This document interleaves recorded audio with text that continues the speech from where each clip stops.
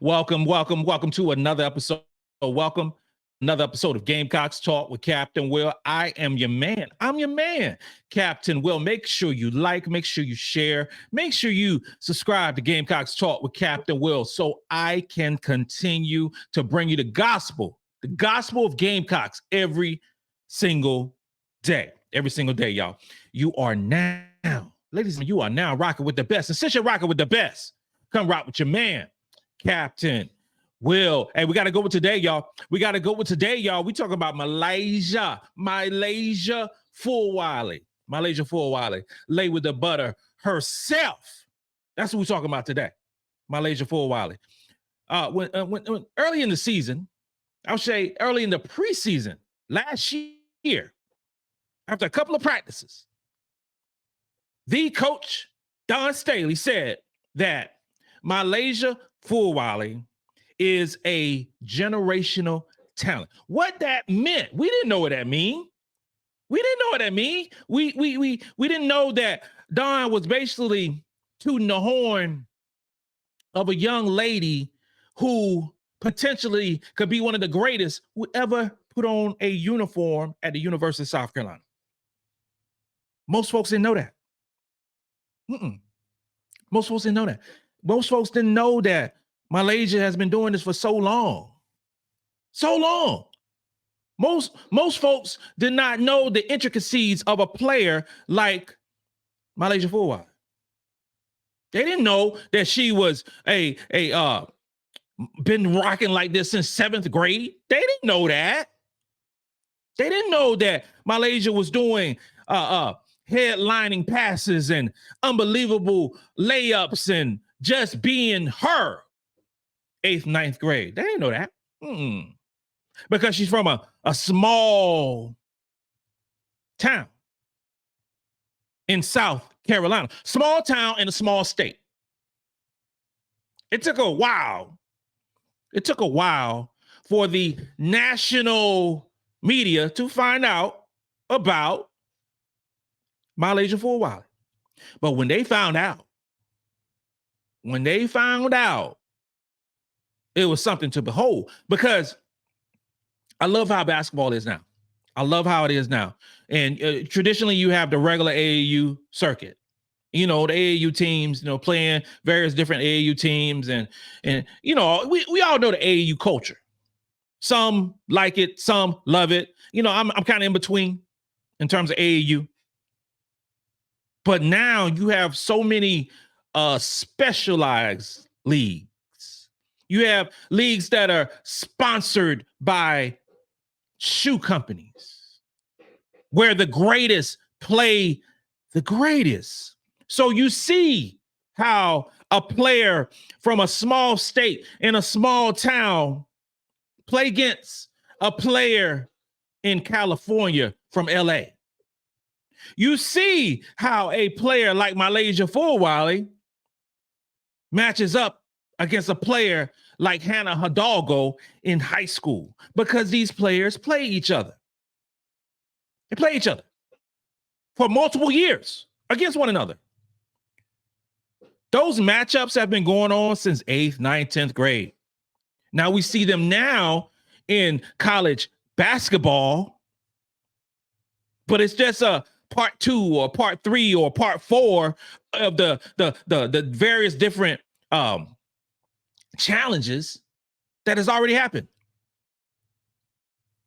I've lamented the fact that I believed that MiLaysia Fulwiley should have been ranked higher than 13th in the class of 2023 ESPN Hoop Girls, the rankings. I believe that. I'm not the only one. I just said about that when it went down last year. I was like, there's no way in the world that Fulwiley should be ranked this low. Now, not saying that 13th is any type of disrespect. That's still, you're saying that she was one of the top 13 players in the country in the class of 2023. But come on, y'all. Come on. No, real basketball heads knew that she was not that. Real basketball heads knew that she belonged in the top 7, top 5. For For sure. And now after the freshman year, you can't go back and re-rank. You can't tweak it. You can't do all those things yet, but we know who is who. We know what she brings to the table. I met MiLaysia Fulwiley face-to-face last year. I've been following her for quite a while, but I met her last year at a basketball game. Met her last year. Lucky enough to have a conversation with her and lucky enough to go to the press room. That was pretty cool. But she said this to me on that day. My wife said, she said, hey, MiLaysia, have you heard about Captain Will? MiLaysia said, oh yeah, he been new. That's what she said. He been new. Yeah, been new. About Fulwiley. Ben knew she was great. Ben knew that she was gonna take over the college basketball scene. Ben knew that she was gonna be a player that everybody was gonna talk about in college basketball. Ben knew that. Ben knew. But she busted on them scene against Notre Dame, first game of the season in Paris, when she did a move that she's been doing for a minute. But the world saw it, and TikTok was blazing. Twitter was blazing. Oh, Instagram was blazing. Had Magic Johnson and Kevin Durant, all these wonderful celebrities talking about a player from a small state, from a small town. MiLaysia Fulwiley. Lay with the butter. And Lay with the butter is her Instagram name. Yeah. MiLaysia Fulwiley is a player going into her sophomore season who I believe that will lead the Gamecocks in scoring. She was second in scoring last season. She's the leading returner in terms of scoring to the basketball team. It's kind of crazy. It's kind of crazy when you look at it, because last season she played 18.1 minutes per basketball game and was second in the team in scoring behind Camila Cardozo. Off the bench. Off the bench. In terms of scoring, and just scoring, in terms of scoring the basketball, Fulwiley is the best on this team. She's the best scorer, not best shooter. She's the best scorer on this basketball team. I believe that MiLaysia Fulwiley is the best scorer of the basketball in the SEC. Some folks probably going to disagree with me, but that's fine. That's cool. That's cool. But I believe she is that, and she is her. 18 minutes a game for the national champions, the undefeated three-time national champions, averaging about 12 points per game, playing 18 minutes per game. If we look at national media and we saw the poll, or we saw the prediction for the Team USA women's basketball in 2028, and it had Ju Ju Watkins. And I understand how ESPN think. Most of the time I don't agree with it in terms of women's basketball, but I understand what they're thinking. But here's the thing, y'all. Here's the thing. Put Ju Ju Watkins on South Carolina and put MiLaysia Fulwiley on Southern California. Okay? If MiLaysia had the same minutes that Ju Ju Watkins had, MiLaysia's stats would be better. Hear me now. Hear me now. If MiLaysia Fulwiley was on Southern California with the same amount of minutes, her stats would be better than the chosen one in Ju Ju Watkins. Okay? That's just reality. MiLaysia Fulwiley shot a better field goal percentage. She shot a better three-point percentage. She's a better defender.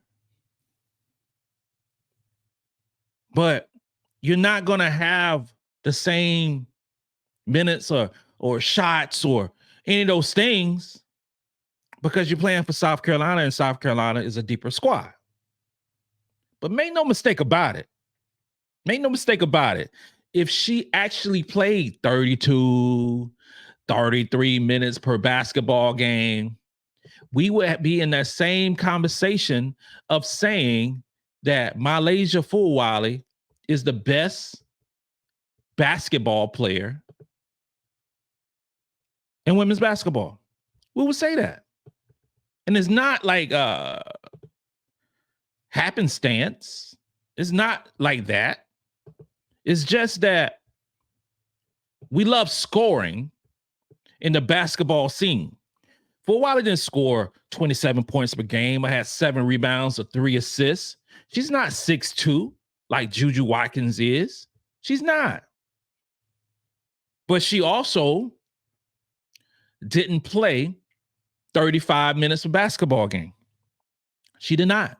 She also didn't shoot 22 shots per game. Of those 22 shots per game that Ju Ju shot, it was 40%. That's a respectable number. That's a pretty good number. Really. She didn't shoot 6 3-pointers per basketball game. The player that shoots the most 3-pointers on our team is Tahina Powpow, and she shot 5 3-pointers per game. Ju Ju shot 6 3-pointers per game and shot 32% of them. I remember the day when so much, fervor, so much mess, so much heat was coming out. Raven Hollywood Johnson, so much, right? Oh, Raven can't shoot. She can't shoot. I didn't hear nothing about that from Ju Ju after she shot 32% from the 3-point line. Nobody said that. No one. Raven go out and shoot 35%. Come on, y'all. Come on. Ju Ju Watkins is a wonderful, wonderful basketball player. But transform those 35 minutes to Fulwiley, and you will have a better stat stuffer than the one and only, the chosen one in Ju Ju Watkins. I mean, that's the reality of it. I'm not making this stuff up. I'm not making it up. Fulwiley averaged 18 minutes. Ju Ju 35. She played twice as many minutes. Fulwiley shot 10 shots per game. 10 shots per game. Ju Ju shot 22. Ju Ju shot 40%. Fulwiley shot 44%. Again, I'm not making this up. I'm just speaking it. I'm just talking about it. In terms of 3-point percentages, Ju Ju shot 32%. MiLaysia Fulwiley shot 34%. Fulwiley shot 4 attempts. Ju Ju shot 6.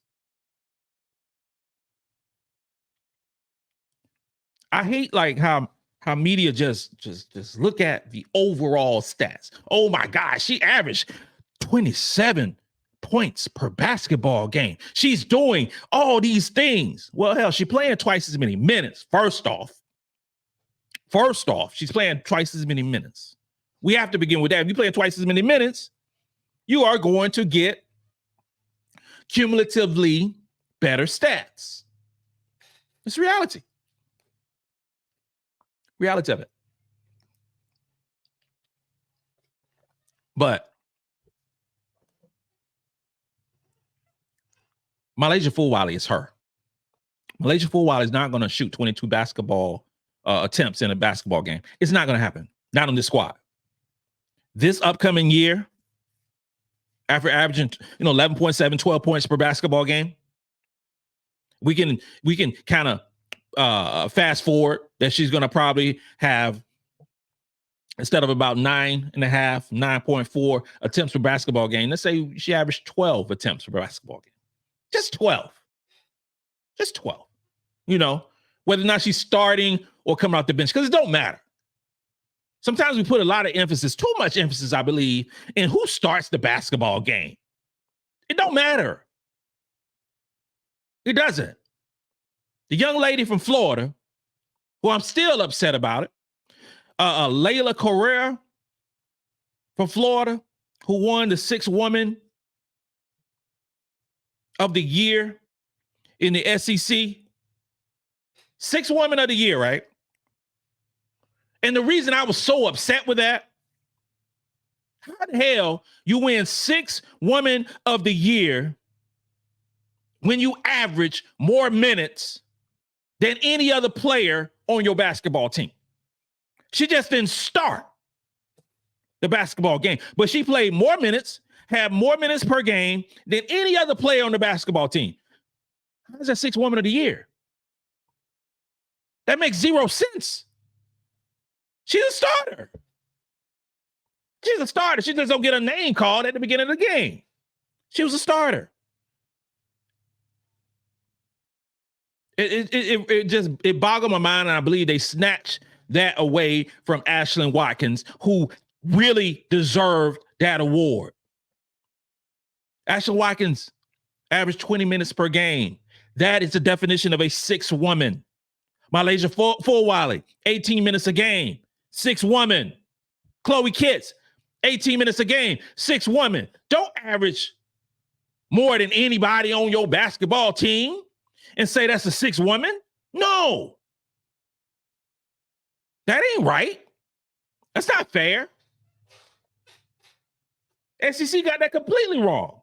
Completely wrong with that. When they was putting the ballots in and choosing this, that, and the third, did they actually look at that?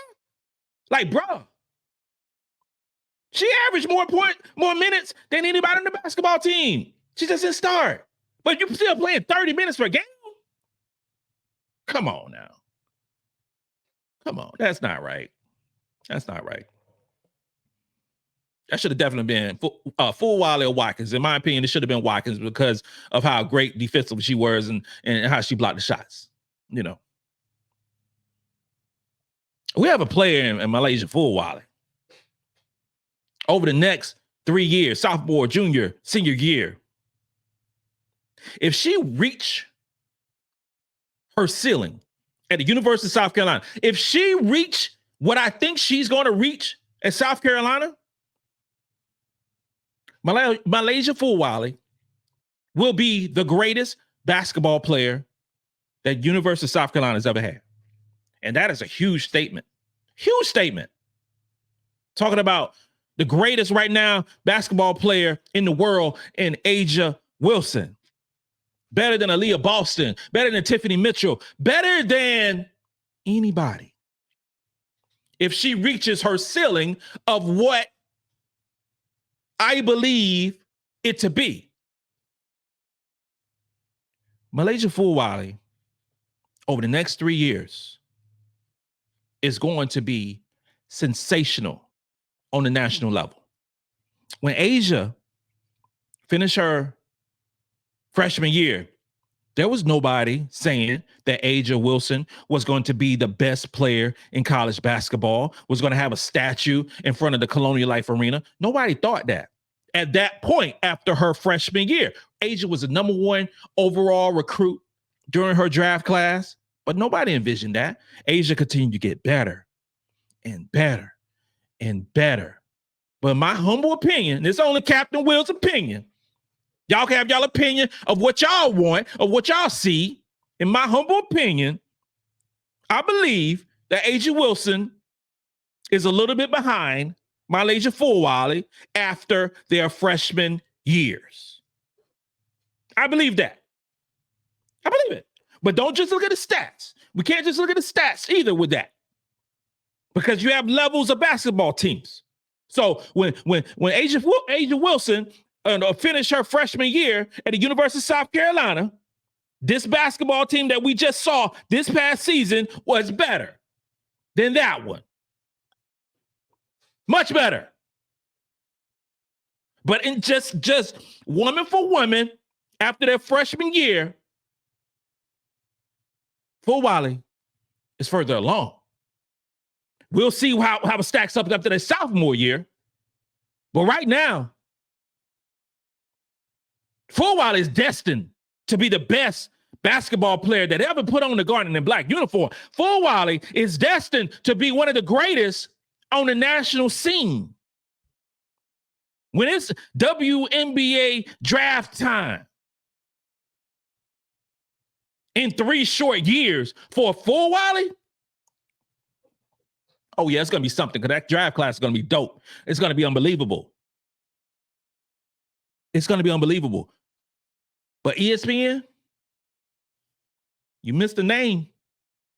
We talk about predictions for future greatness in terms of possible Summer Olympic 2028. You put Ju Ju Watkins, which I disagree with completely in terms of jumping the line over wonderful, amazing WNBA players.